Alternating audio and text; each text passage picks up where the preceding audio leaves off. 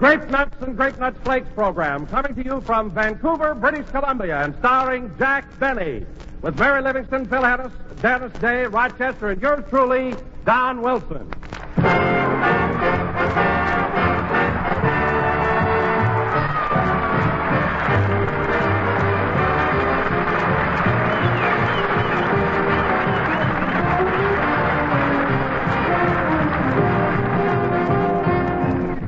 Well, folks, I had just thought up a wonderful slogan for Grape Nuts Flakes.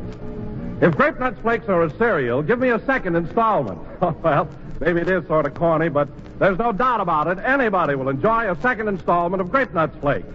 That crisp, toasty brown texture, that malty, rich, sweet as a nut flavor make Grape Nuts Flakes really distinctive.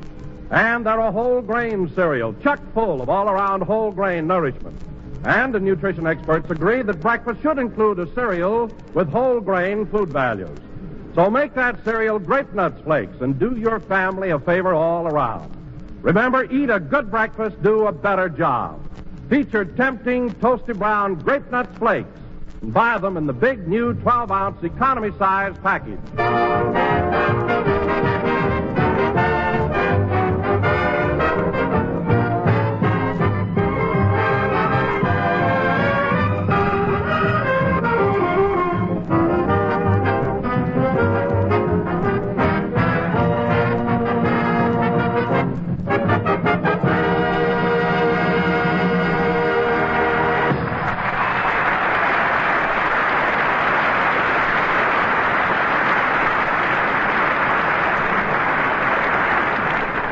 And now, ladies and gentlemen, from Vancouver, British Columbia, we bring you a man who traveled all the way from another nation to get an ovation at the station and only got it from a relation. And here he is, Jack Benny.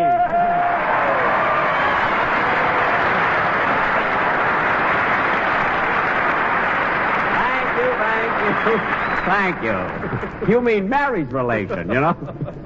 Hello again, this is Jack Benny talking, and it's sure swell to be here. Yes, Don, here we are in Vancouver. What a beautiful city. Oh, it certainly is, Jack. It's so picturesque with its snow-capped mountains right across the harbor. And that Vancouver hotel, did you ever see anything so luxurious? Jack, that's one of the classiest hotels I was ever in. I'll say it is. Well, when they showed me my room, I was simply overcome. Don, the lovely furniture and the bathtub. I was amazed. Well, Jack, you've lived in hotels before. All bathtubs are the same. I know, Don, but these are right in your room.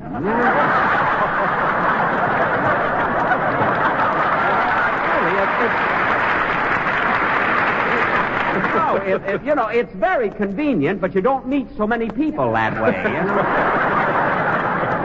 know? 3 times I walked out of my room with a towel over my shoulder.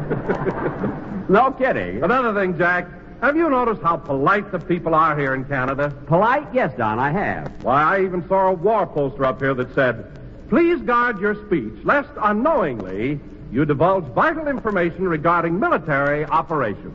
Well, that's nothing, Don. We have the same thing in Los Angeles, only it's a little more condensed. It just says, "Shut up."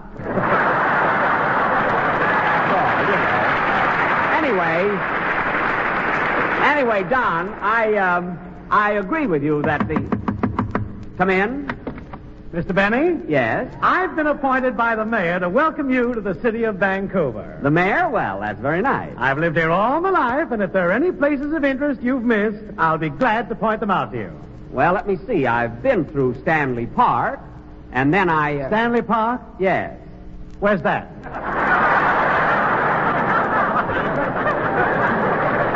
Why, it's right at the foot of Lionsgate Bridge. Lionsgate Bridge? Yes. They have one here? Of course. That's the bridge where Burrard Inlet meets English Bay. English Bay? Certainly. That's the body of water that practically surrounds the city. Oh, so that's what that is. Of course. Oh, good. Is there anything else you'd like to know? Look, let me ask you something. Look, what did you come here for? I told you. I've been appointed by the mayor to give you a welcome. And here it is. A 1, a 2. Well, thank you very much. Thank you very, very much. Thank you very much. You're welcome. Goodbye now. Goodbye. Well, that was nice of them coming up here and playing that bagpipe, wasn't it, Don? Yes, but it's such a peculiar instrument. The way it squeaks. Don, you'd squeak, too, if somebody squeezed you around the middle there. Anyway, it was well, hello, Mary. Hello, Jack. Hello, everybody.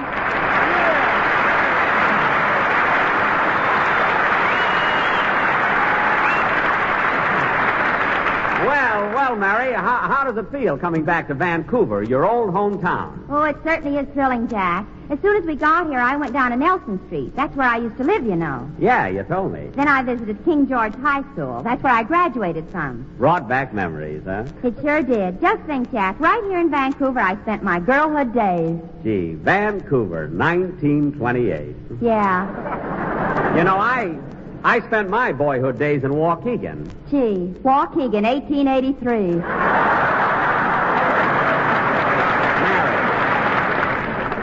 Mary, don't be so smart. In 1883, there were Indians in Waukegan. Anyway, Mary, I'll say one thing. When you lived here in Vancouver, you lived in a great city. In fact, when I arrived, I drank a toast to it. Water, of course. Why water, Jack? Well, Don, you see, in British Columbia, they have a ruling that visitors must wait 5 days before they're eligible to purchase any spiritus fermenti. Spiritus fermenti? Yes, that's the stuff that comes in pints, quarts, and W.C. Fields.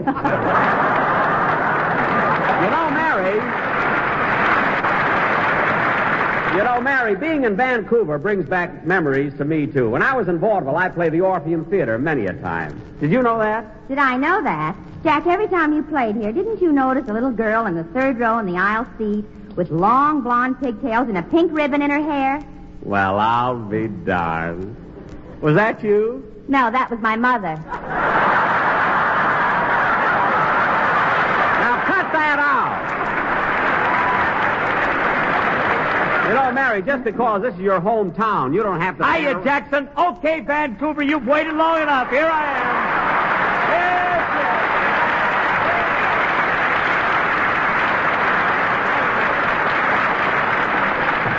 Oh, brother, what an entrance. Phil, what makes you such a ham? Listen, Jackson, this may be news to you, but when you got talent, you can do anything. Talent? Phil, you're supposed to be an orchestra leader, aren't you? Sure. But do you know how to lead an orchestra? No. Can you read music? No. Can you play an instrument? No. You can't do any of those things. Well, what about it? What about it? What am I paying you for? Look, Jackson, if you're a jerk, don't blame me. Phil, you're lucky. You're lucky that's true, or I'd get sore about it. And to show you I'm a right guy, I'll give you a chance to redeem yourself. Say, Mary, you know that song you were rehearsing on the train? You mean Love, Love, Love? That's the one. Let Phil sing it with you. But, Jack, I rehearsed that song alone. I know, Mary, but Phil gets paid every week. He ought to do something. Go ahead, sing, kid. Go ahead.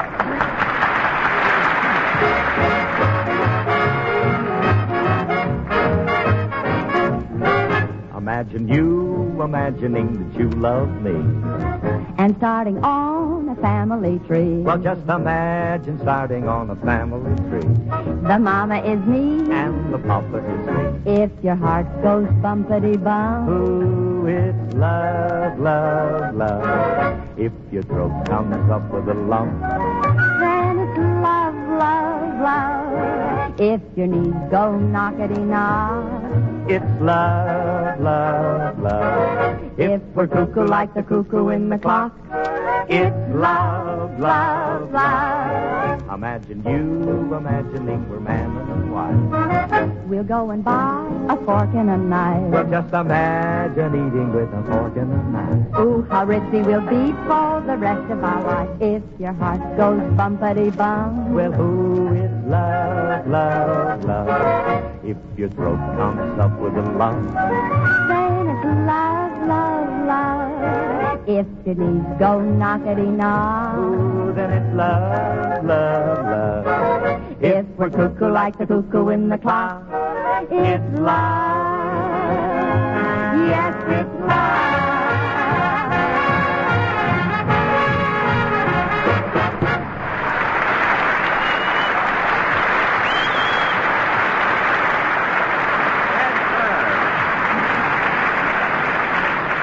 That was Love, Love, Love, sung by Mary, Mary, Mary, and Phil, Phil, Phil. Thanks. No fooling, kid. You did a swell job with that song. You see, Jack, you were wrong. Phil can do something. Well, I didn't say Phil couldn't sing, Mary. I merely said that... And that ain't all, Jackson. You know I can make up jokes on the spurt of the moment. Oh, fine. Spurt of the moment. Yeah, now look, get a load of this. You ask me. You say, ask me why the girls in Vancouver never take sun baths. Oh, Phil, please. Oh, Jack, ask him. What can you lose? All right, Phil. Why do the girls in Vancouver never take sun baths? Because even the mountains peak.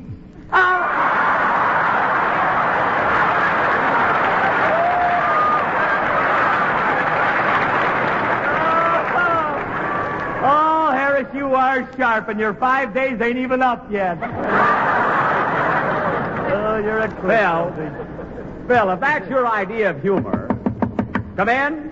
Mr. Benny, I just found out that you're absolutely right. About what? That water out there is English Bay. Well, dry yourself off and get out of here, will you? Not yet. A 1, a 2, a 3. Hey, wait a minute. Look, you gave me that welcome a few minutes ago. I had some left over. Good. Goodbye now. Goodbye. What a guy. I wonder what he's so happy about. Why, Jack, the reason is so obvious. He's happy because he had a great big bowl of malty rich sweet as a nut grape nuts for breakfast. Wait a minute, Don. How do you know he had grape nuts for breakfast? Well, doesn't everybody? Why, no, Don. There are a lot of people who don't eat grape nuts. Well, that's wonderful. What do you mean that's wonderful? Well, if they prefer to eat grape nuts flakes, that's all right with me. Oh, I see what you mean. It doesn't make any difference whether it's grape nuts or grape nuts flakes. They're both a whole grain cereal. That's right. Say, Don, this is probably none of my business, but did it ever occur to you that someone might want an egg for breakfast? One little egg? Why, certainly, Phil. It's perfectly all right to have an egg as long as you have your grape nuts or grape nuts flakes first. Because if you eat a good breakfast, you'll do a better job. That's right, Don. You see, Phil, what Don means is that if you have your grape nuts first, you'll have enough strength to break the egg, you know? And that closes the subject for today with folks. Come in. What is it, miss? I'd like to see Mary Livingston. Will you please tell her that I... Well, Ruby! Well, as I live and breathe, Mary! Imagine seeing you after all these years. I'm certainly glad you looked me up because you're the one girlfriend I wanted to see and talk over old times. You know, the days when we used to go to school together and go on picnics and see the movies and go out with Sally King. We used to have fun. Wonderful. Don't you remember those?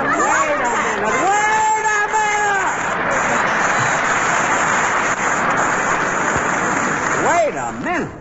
Good old Ruby. Good old Mary. If it turns out they don't even know each other, I'm quitting radio. I mean it. Jack, I want you to meet my old school chum, Ruby Wagner. Ruby, this is Jack Benny. Pleased to meet you. Any friend of Mary's is a friend of mine. Thank you. Gee, Mary, you haven't written to me in over 10 years. Tell me, are you still going around with that old broken-down fiddle player?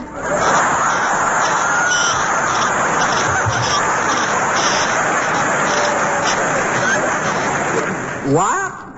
Ruby, quiet. This is the Jack is the fellow I wrote you about. I work for him now. Gee, Mary, am I glad you stopped me. I might have mentioned that other thing you wrote me. You know what. Mary, for heaven's sake, what did you write to her? Oh, I wrote about the time you were showing off at my house and tried to jump over the dining room table. Oh, that. Well, there was no harm in trying. No, but you should have waited till everybody finished eating. Well, I would have made it, but your Uncle Harry harpooned me with his fork and held me there. Well, that's my Uncle Harry. When meat goes by, no matter how bony it is, he makes a stab at it.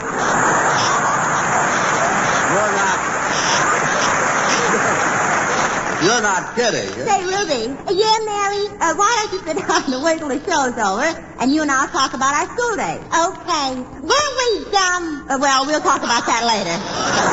Yes, Ruby,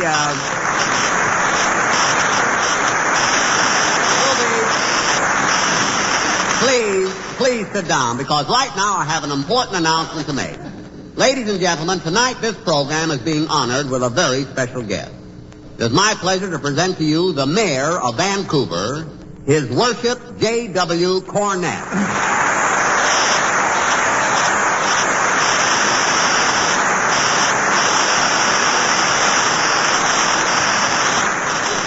Thank you, Jack. Thank you, ladies and gentlemen. Your Worship, it's a great privilege and a pleasure having you on our program. Well, Jack, I look forward to it. I'm glad, and I'm especially happy at this opportunity to talk to you because, you see, being the mayor of this grand city, you naturally have a great deal of influence. Well, yes, I imagine I have. And you could probably expedite matters with great speed and efficiency. Well, yes, I possibly could. I mean, Your Worship, if I should request something, a word from you would go a long way, huh? It probably would. Now tell me, what's bothering you? Your Worship, those toll bridges.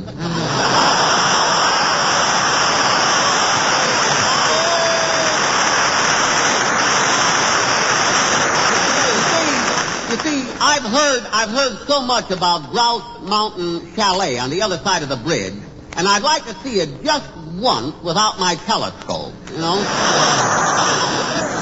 If you know what I mean. I know what you mean. Oh. Well, tell me, is Grouse Mountain Chalet really as beautiful as it looks from a distance? Oh, even more so. You know, the toll charge is only a quarter, and it would be a shame to miss the chalet after coming so far. Really? Yes, Jack, it's one of the beauty spots of Canada. Well, that settles it. I'll take your word for it. Really will. By the way, Your Worship, I meant to ask you, did you send a man over here to welcome me? Yes, I did. Well, would you believe it? It was funny. That man lived here all his life, and he didn't know that the large body of water out there was English Bay. Oh, is that what it is?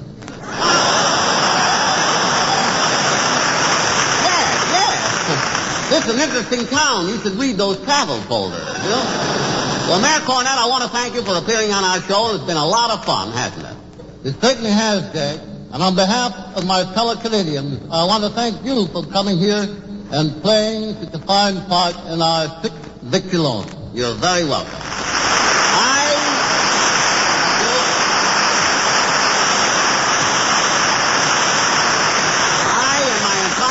We're very happy to be here, and before we continue our program, I'd like to say just a few words to our Canadian friends.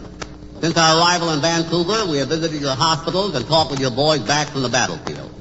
They can tell you why Canada's 6th victory loan must be an overwhelming success. You can put your dollars into the fight with them by buying Canada's 6th victory loan. You can support them worthily, but only if you put victory first. Thank you, Mayor Cornett. And now,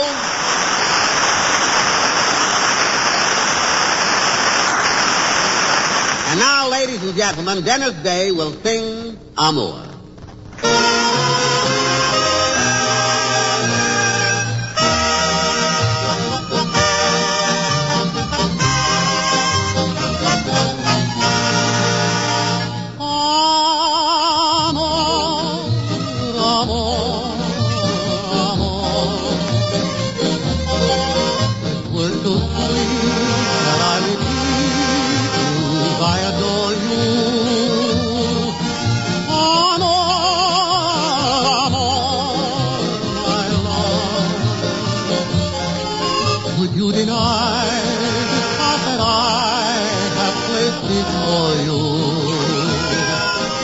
I can't find another word with me so clear.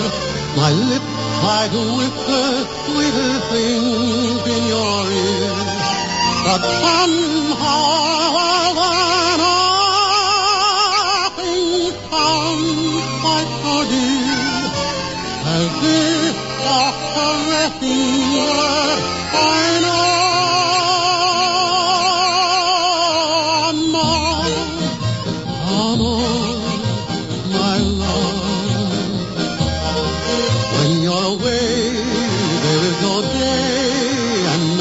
Lonely,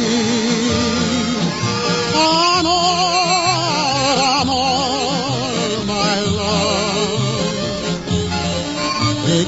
divine. Say you'll be mine and love me only.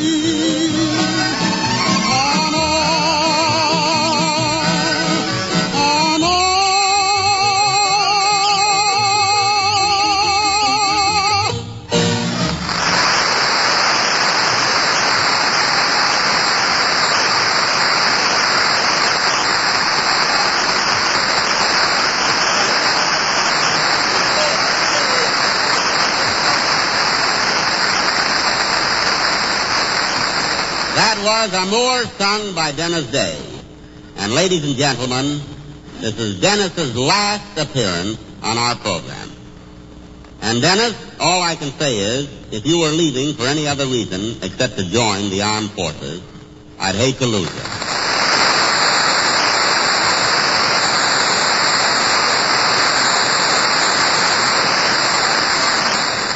But as soon as this war is over, I hope you'll be back with us again. I sure will, Mr. Benny, and I'll be looking forward to it. So will we. You know, Mr. Benny, when I'm in the Navy, I hope people won't think I'm as dumb as I act on this program. Oh, I'm sure they won't, Dennis. Well, I'm glad, because when I enlisted, I took an intelligence test, and I got a mark of 158.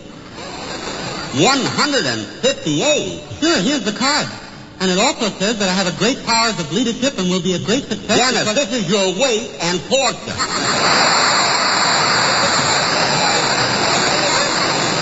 You weigh 158 pounds. Oh. Well, anyway, kid, I want to wish you all the luck in the world. So do I, Dennis. That goes for me, too, kid. Come here, Dennis. I want to give you a great big kiss.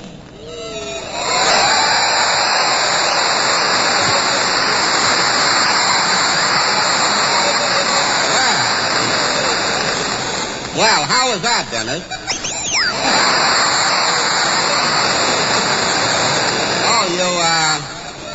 You liked it, eh? Yeah, peppermint lipstick. I know. Well, Dennis, one of the reasons I'm happy that you're joining the Navy is because I was a sailor in the last World War. Yes, I know. And incidentally, kid, through all these years, I've kept my old sailor suit. Yes, sir. And as long as I won't be needing a sailor suit anymore, and you will, well... Just, Benny, if you're trying to sell him that suit, you ought to be horsewhipped. Mary, I'm not trying to sell him anything. Haven't you got any sentiment? I love that suit, and I kept it for 25 years. I'm only going to charge him for storage. That's all. Mothballs don't grow on trees, you know. So, Dennis, if you want it, you can have that suit for only $10. Only $10?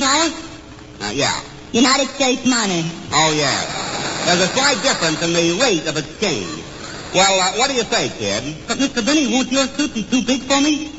What do you mean? Well, it would be too big around.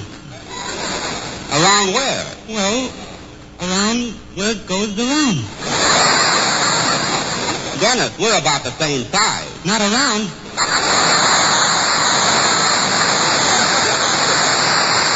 Oh, that's right. Hey, Jackson, look, why don't you be big-hearted? Now, the kid's been with you for 5 years. He's going in the Navy, and you have no use for that sailor suit anymore. Why don't you give it to him? You're right, Phil. Okay, Dennis, you can have my old sailor suit. Gee, thanks, Mr. Benny. And in that case, you can have all my civilian suits. Well, thanks, kid. All you have to do is keep up the payment. Dennis, how can you be so mercenary? Where in the world do you pick up ideas like that? You know, you should... I'll take it. Hello? Hello, boys. It's Rochester.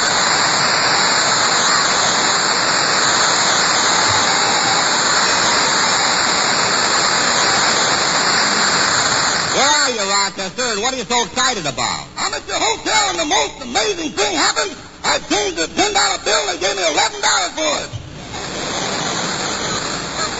Of course. That's the rate of exchange up here in Canada. My, how long this been going on? For years. Why? Sounds like something you might have started.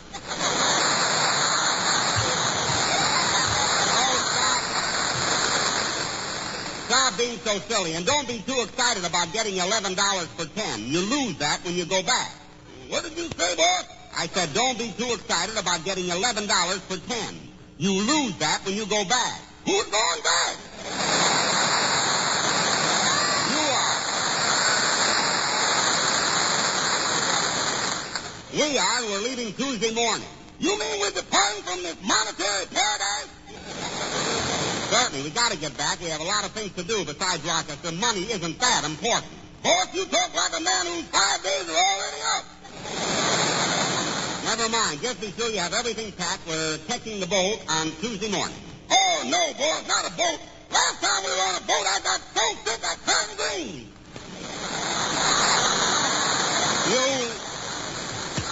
You turned green? Yeah, for me, that ain't easy.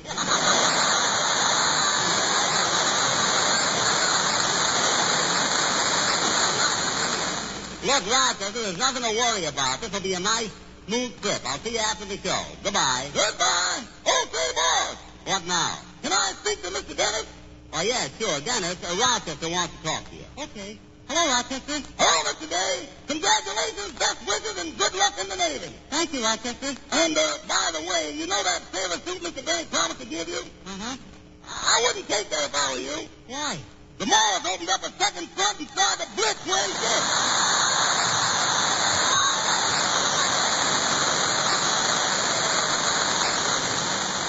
Well, thanks for telling me, Rochester. Goodbye. Goodbye, and good luck. Mr. Benny, Rochester just wished me good luck.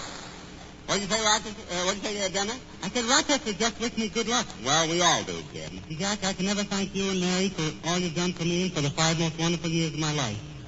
I want to thank the gang, Phil, Don, Rochester, and everyone connected with the program, and all the listeners who've been so nice to me during these 5 years. Well, just hurry back, kid. That's all we want.